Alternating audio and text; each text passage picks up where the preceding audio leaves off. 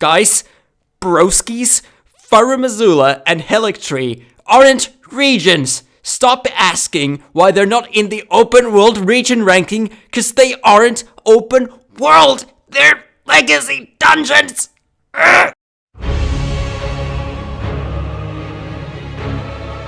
Hello and welcome to a video I promised a long time ago that I hoped people would have just forgotten about. But no, you guys have been asking and nagging me for ages, and I gotta put it to rest. Here's top 10 Erdtree Avatars in Elden Ring, you miserable bastards. Our number 10 spot goes to Erdtree Avatar. You know what, that was perfectly timed. I'm really glad my throat just decided to malfunction. This one is found in Northeast Liurnia, and the reason it's ranking relatively low is because it's so annoying to get to. You can't get there from here, you can't get there from there. Instead, you gotta go all the way around through here and get lost in this annoying ass labyrinth with enemies that should have stayed underground, where they belong. Go back to Nokron, you fucking immigrants! Then for some reason there's 2 hopping giant turtles. I mean, why 2 back to back? What is the purpose? And at that point it just seems fitting to end the path of pointless mediocrity with an Erdtree Avatar. And this one has a very interesting moveset. He has very slow staff swipes, a butt slam, and projectile spam. And for your trouble you get not 2, but 3 crystal tears, none of which I have ever used. I'm sure they're good for like ultra specific things, but way too situational for me to ever remember to utilize them. So, meh. For this one we stay in Liurnia, but I'm putting this one a spot higher because at least it's easy to get to, and has a pretty nice view that you can stop to marvel at after you've killed the boss. And that boss is, of course, Erdtree Avatar. It has staff swings, a butt slam, and projectile spam.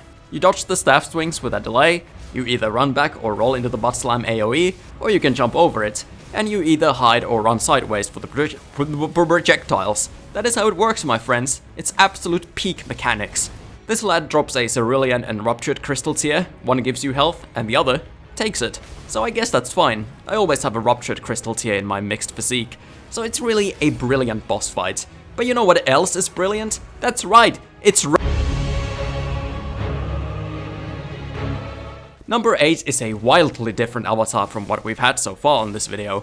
It's not even an Erdtree Avatar, but a Putrid Avatar. It has staff swings, butt slams, and projectile spam.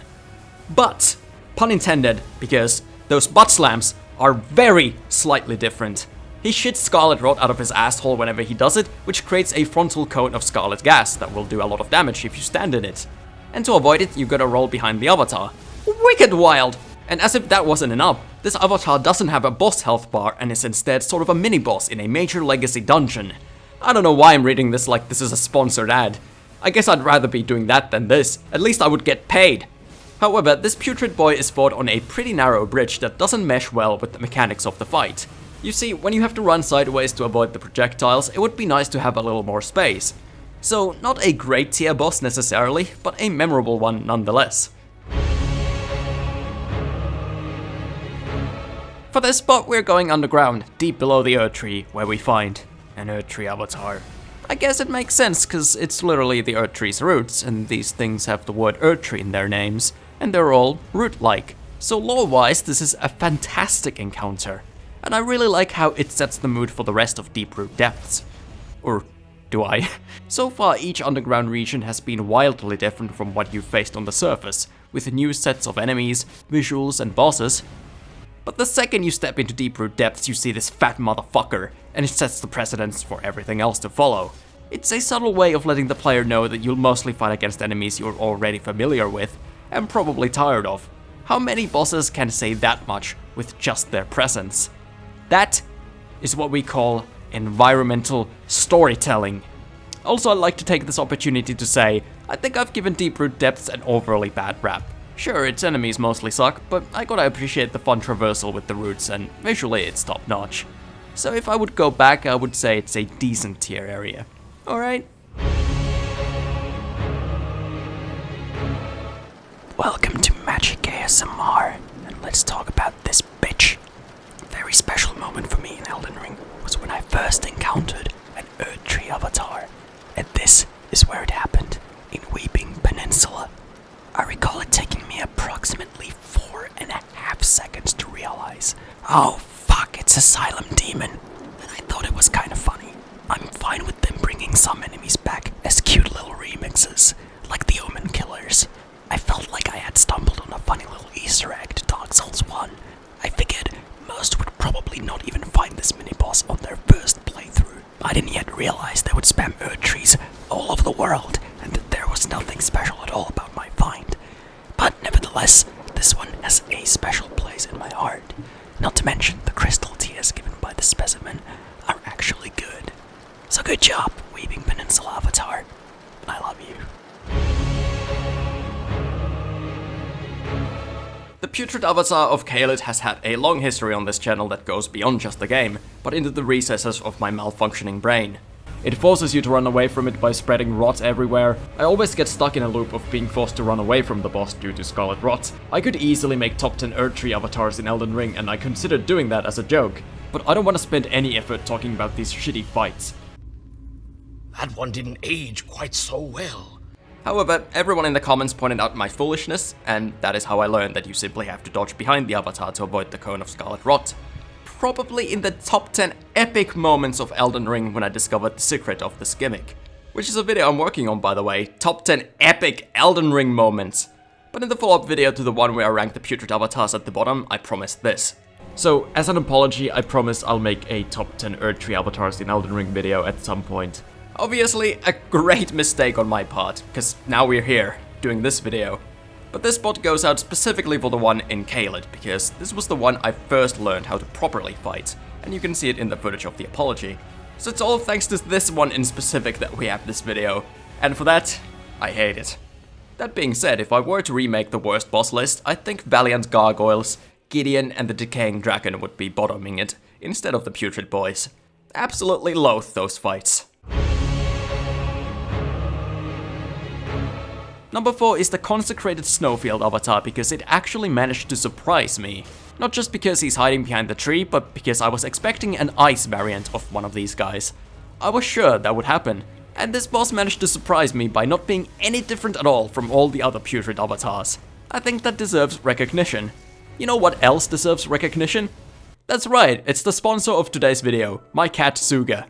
He's a cute young adult rescue cat I got a year and a half ago, and he's come such a long way from being a skittish little mouse. For over a year I was unable to touch him, he just didn't trust humans at all. But finally, I've earned his trust, and he loves me more than anything in the world. And I love him just as much. He's so playful and so snuggly, he's absolutely adorable.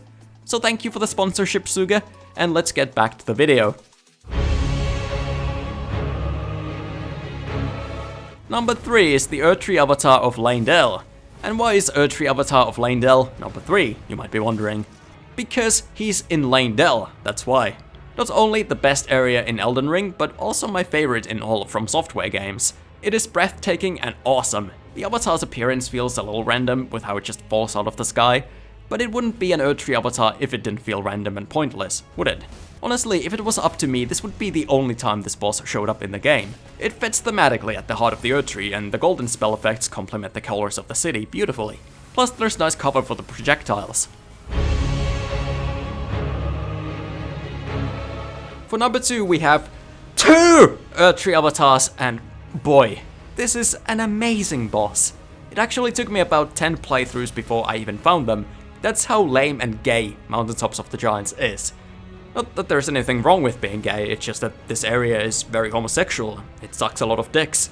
And it was a shocking revelation to me that there's an Erdtree Avatar gang that I never heard anything about.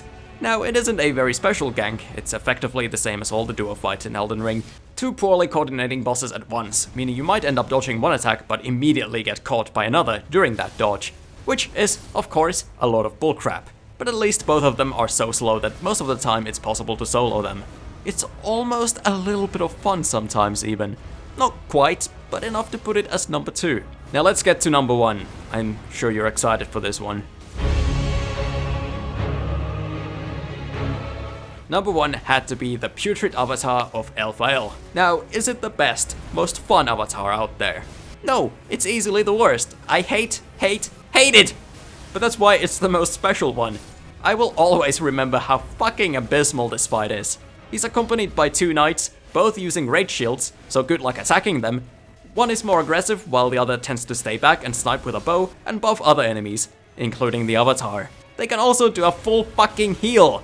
There's ballistas everywhere, as well as soldiers, and while you can summon spirit ashes, they tend to last about 10 seconds before being killed. That's about as long as I last as well. The only way I can ever do this fight is by just dragging the knights inside the building where the Avatar can't get to. But trying to do it without any kind of cheese is honestly almost entirely impossible. All in all, I would describe this fight as a blending machine simulator.